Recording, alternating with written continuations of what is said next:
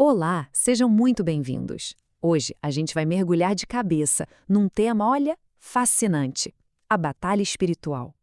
A ideia aqui é a gente desvendar os conceitos mais importantes por trás de figuras como Jezabel, Leviatã e Piton, explorando as ideias apresentadas no livro que leva esses nomes. Essa obra, na verdade, se propõe a ser uma espécie de guia. Um guia para a gente entender um campo de batalha invisível que, segundo essa perspectiva, influencia diretamente nossos pensamentos, emoções e até os nossos relacionamentos. É como se fosse uma estrutura para interpretar conflitos que vão muito, mas muito além do que a gente consegue enxergar. O livro todo parte de uma pergunta bem central e, vamos combinar, provocadora. E se muitos dos nossos conflitos, tanto internos quanto externos, sabe, desde aquela ansiedade que bate até um desentendimento com alguém, fossem, na verdade, só o reflexo de uma guerra invisível? É essa premissa que a gente vai investigar agora. Então, para começar, a fonte já estabelece o campo de batalha. E olha, não é um lugar físico, com exércitos e trincheiras. É um conflito que acontece bem aqui dentro, no nível espiritual e principalmente na nossa mente. O ponto crucial aqui é o seguinte: segundo essa visão, os verdadeiros adversários não são as pessoas de quem a gente discorda. A luta descrita é contra forças e influências espirituais que tentam afetar nossos pensamentos, nossas ações, basicamente nos levando para o conflito e para a confusão. E aqui a batalha se torna totalmente interna. A obra sugere que dentro de nós existem três vozes disputando a nossa atenção. Primeiro, a nossa própria voz, com nossos desejos, medos, né? Depois, a voz de Deus, que guiaria para a verdade. E, por fim, uma terceira voz, a das trevas, que buscaria nos desviar do caminho. O grande desafio, então, seria o de discernir qual delas a gente está de fato ouvindo em cada momento. E é aqui que entram os protagonistas dessa guerra invisível. Embora o livro fale de três espíritos, a gente vai focar nos dois arquétipos que a fonte detalha mais e que representam táticas bem distintas de ataque: Jezabel e Leviatã.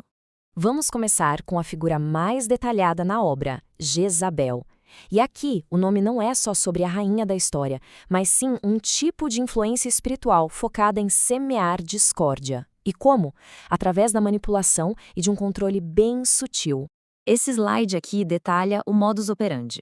Percebe como as táticas são sutis? Não é uma força bruta, é um jogo de influência. A bajulação é usada para ganhar acesso, a chantagem emocional para controlar, a fofoca para criar divisão. Segundo a fonte, o objetivo final é sempre o mesmo: minar a autoridade legítima e desviar as pessoas da verdade. Para dar um exemplo bem concreto, o livro cita a história de Herodias. Veja bem, ela não foi lá e confrontou o profeta João Batista diretamente. Não.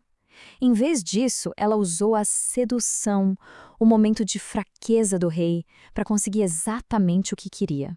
É um exemplo clássico de manipulação indireta. E aqui está um ponto-chave. A bajulação, que a gente muitas vezes vê como algo inofensivo, é apresentada aqui como uma ferramenta estratégica, calculada. Não é um elogio genuíno, sabe? É uma forma de abrir portas para lá na frente ganhar controle e influência. Ok, agora vamos para o próximo arquétipo. A gente sai da manipulação externa e entra numa batalha mais interna, a luta contra o orgulho, que é simbolizado pela figura do Leviatã. O Leviatã da Bíblia é aquela criatura lendária, impossível de domar pela força humana. O autor usa essa imagem super poderosa para representar o orgulho. A ideia é que o ego, quando inflado, se torna essa força indomável que nos cega, nos impede de ouvir a verdade e nos torna incapazes de admitir os próprios erros. Esse comparativo aqui deixa a batalha bem visual. De um lado, o orgulho, que leva à autossuficiência, à resistência à verdade e, no fim das contas, à queda. Do outro lado, a humildade, que, segundo a obra, é o caminho para a dependência de Deus, para a união e para a verdadeira força. A luta contra o Leviatã seria, então, uma busca constante pela humildade. Agora que a gente já entendeu um pouco sobre essas duas forças, a manipulação de fora e o orgulho de dentro, a fonte nos leva ao principal campo de batalha onde tudo isso acontece de verdade, a nossa própria mente. O livro introduz um conceito de fortalezas mentais. Pensa nelas como se fossem padrões de pensamento negativos ou crenças limitantes que se repetem tanto, mas tanto, que viram automáticos. Tipo, eu não sou bom o suficiente, ou ninguém se importa comigo. São como filtros que distorcem a forma como a gente vê a realidade, nos tornando vulneráveis a essas influências negativas. A obra usa uma ilustração bem simples para explicar isso. Imagina alguém usando óculos de sol e jurando de pé junto que uma flor branca é, na verdade, amarela. A pessoa não está mentindo, ela está convicta, mas a percepção dela está alterada. As fortalezas mentais funcionariam exatamente como esses óculos, nos fazendo defender uma realidade distorcida com total certeza. Então tá, diante desses adversários todos, dessa batalha mental, o que fazer? A parte final da nossa análise foca nas ferramentas que a obra propõe para se alcançar a vitória. A imagem aqui é muito poderosa. A ideia central é que, para uma batalha que é espiritual, a força bruta ou a lógica humana simplesmente não são suficientes. É preciso usar um conjunto diferente de ferramentas, as chamadas armas espirituais. A primeira ferramenta é a oração. No livro, ela é apresentada não só como um pedido, mas como uma verdadeira arma de defesa.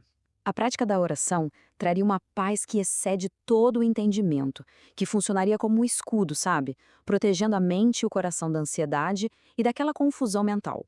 E se a oração é o escudo, a palavra de Deus é a espada. A fonte descreve ela como uma ferramenta ofensiva. Não se trata só de ler um texto, mas de usar o conhecimento das Escrituras para cortar as mentiras, para discernir as verdadeiras intenções por trás das coisas e se firmar na verdade. E a gente termina com essa reflexão. Dentro de toda essa estrutura que foi apresentada, qual seria o primeiro passo para a liberdade? Talvez seja o reconhecimento. Reconhecer que a batalha existe, que forças como a manipulação e o orgulho estão em jogo e que a nossa percepção pode, sim, estar distorcida. Uma jornada que, segundo essa perspectiva, não começa com uma grande luta externa, mas com o simples ato de olhar para dentro, o ato da autoconsciência.